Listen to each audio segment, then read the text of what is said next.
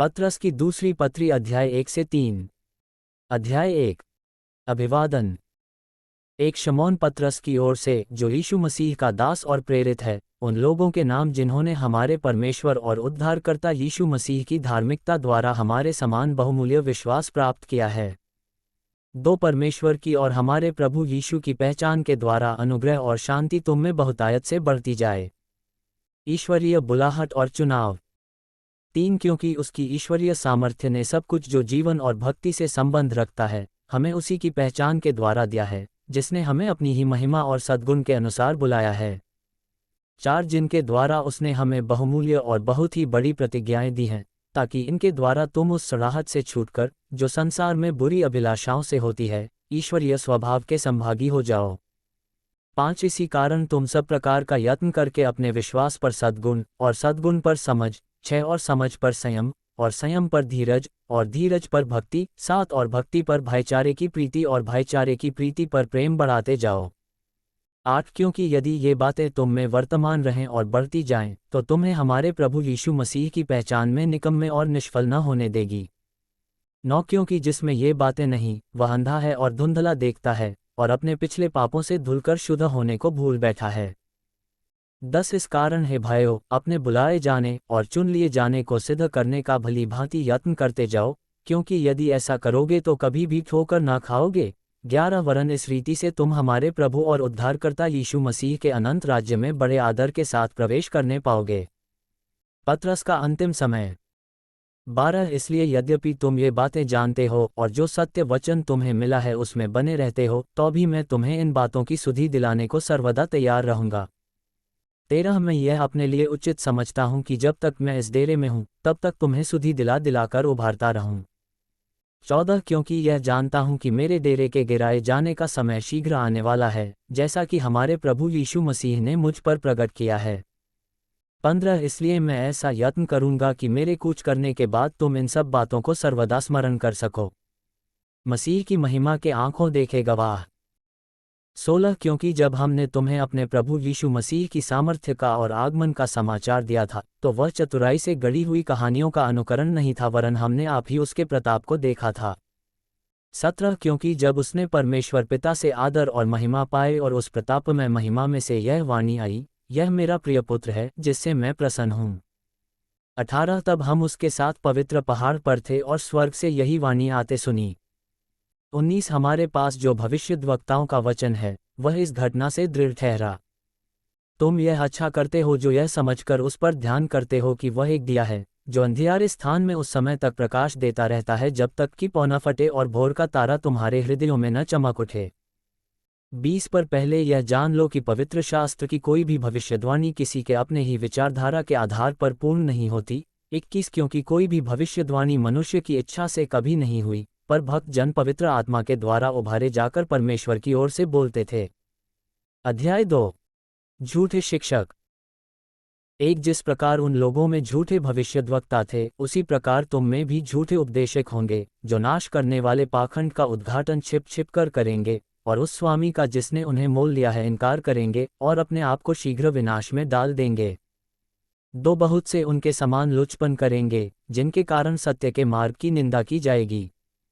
3। वे लोभ के लिए बातें गढ़कर तुम्हें अपने लाभ का कारण बनाएंगे, और जो दंड की आज्ञा उन पर पहले से हो चुकी है उसके आने में कुछ भी देर नहीं, और उनका विनाश ऊँघता नहीं।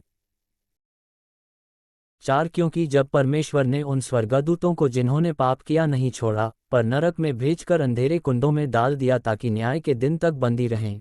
5। और प्राचीन युग के संसार को भी न छोड़ा, वरन भक्तिहीन संसार पर महाजल प्रलय भेजा, पर धर्म के प्रचारक नूह समेत 8 व्यक्तियों को बचा लिया। 6। और सदोम और अमोरा के नगरों को विनाश का ऐसा दंड दिया कि उन्हें भस्म करके राख में मिला दिया, ताकि वे आने वाले भक्तिहीन लोगों की शिक्षा के लिए एक दृष्टांत बने। 7। और धर्मी लूत को, जो अधर्मियों के अशुद्ध चालचलन से बहुत दुखी था, छुटकारा दिया।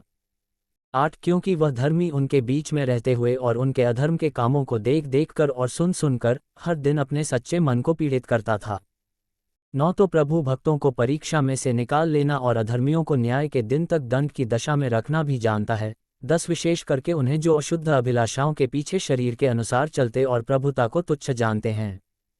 वे ढीठ और हठी हैं, और ऊंचे पद वालों को बुरा भला कहने से नहीं डरते, 11 तो भी स्वर्गदूत जो शक्ति और सामर्थ्य में उनसे बड़े हैं, प्रभु के सामने उन्हें बुरा भला कहकर दोष नहीं लगाते।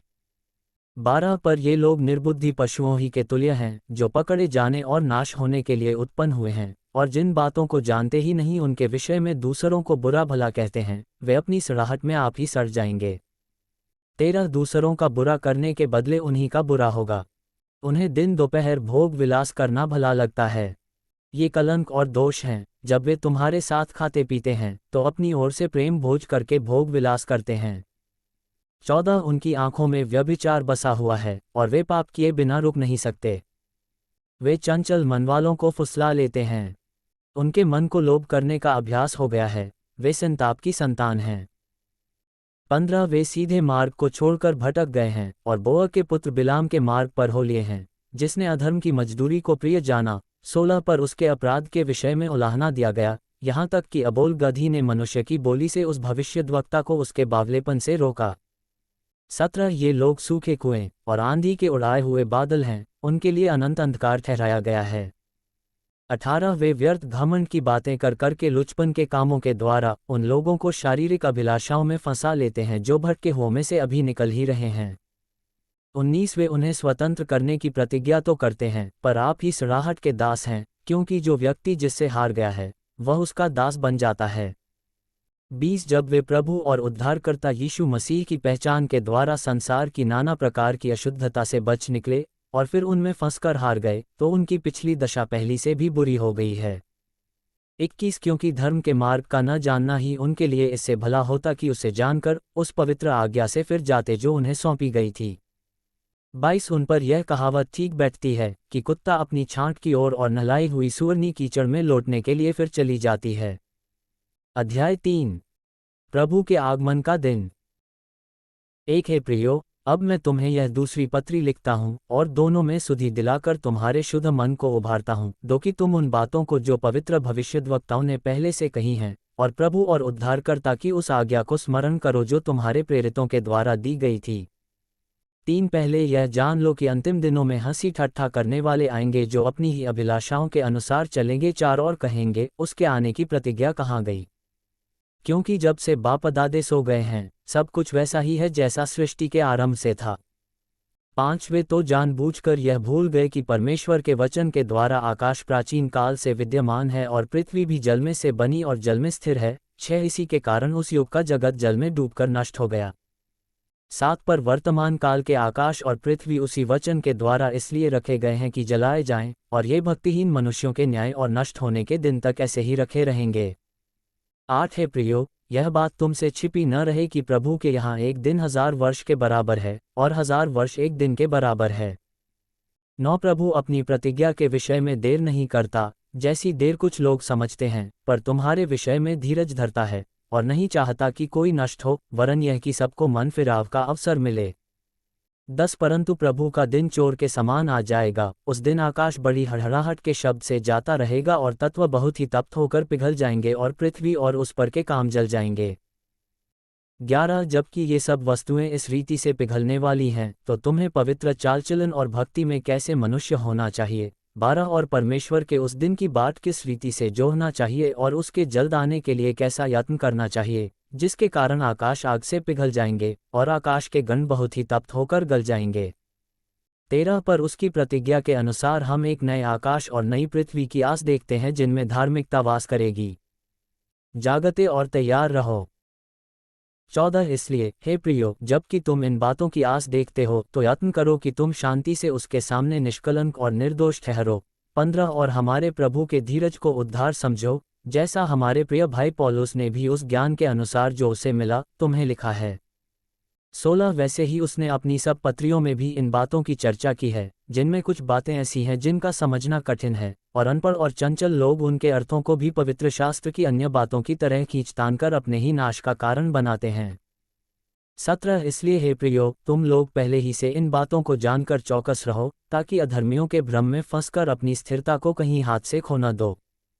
18 पर हमारे प्रभु और उद्धारकर्ता यीशु मसीह के अनुग्रह और पहचान में बढ़ते जाओ। उसी की महिमा अब भी हो और युगानुयुग होती रहे। आमीन।